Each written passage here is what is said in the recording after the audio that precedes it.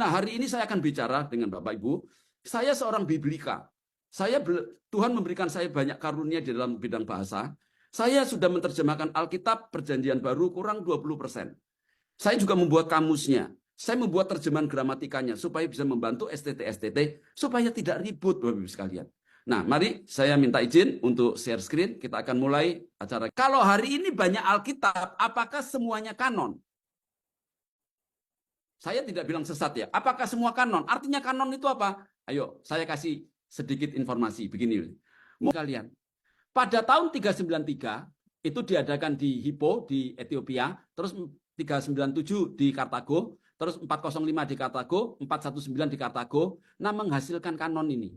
Nah, Bizantin ini saya sudah cek 0 kesalahan, tidak ada kesalahan. Nah, yang tidak kanon ini, yang bawah ini tidak dipakai. Nah, nanti Bapak Ibu sekalian, Textus Receptus ini yang tahun 1100 tahun kemudian, itu di Eropa terjadi yang namanya itu gelombang reformasi. Ya kan? Nah, itu tahun 1514 itu keluar Alkitab yang namanya Polyglot dalam bahasa Yunani. Nah, kemudian keluarlah satu orang percetakan namanya Froben, maka dia itu mencari orang yang namanya itu Desiderius Erasmus. Nah, Desiderius Erasmus adalah seorang pendeta Katolik, karena dia itu hidupnya tidak baik, dia dipecat, diambil bajunya, sehingga dia tidak bisa melayani gereja lagi. Nah, dia itu akhirnya dipakai oleh percetakan tadi untuk menyusun Alkitab bahasa Yunani.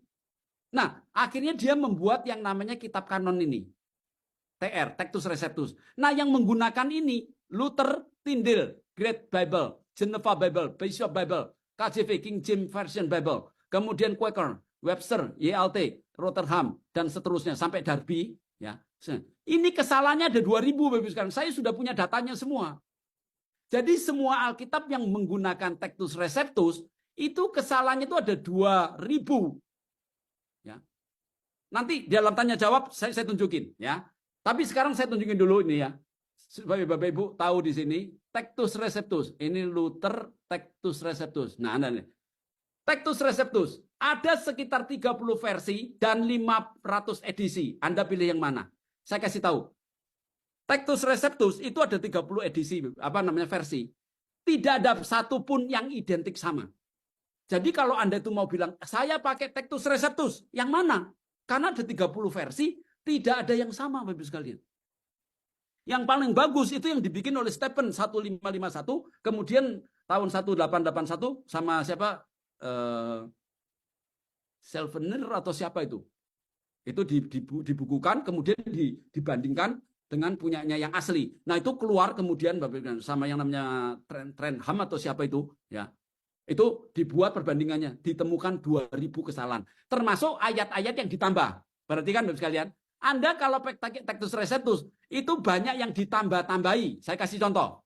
Ini Bapak sekalian, ya. Nanti dia diambil sama Westcott and Hort, dipakai sama Nessel Aland dan UBS. Nah, sejarahnya saya tunjukin sekarang. Jadi, Bapak Ibu mau pilih yang mana? Bizantin 0 kesalahan, Textus Receptus 2000 kesalahan, terus yang punyanya ini 6000 lebih kesalahan. Yang mau nunjukkan data, saya tunjukkan. Waktunya tinggal 5 menit, Pak. Tinggal 5 menit. Oke, nanti sisanya saya kasih di sana ya.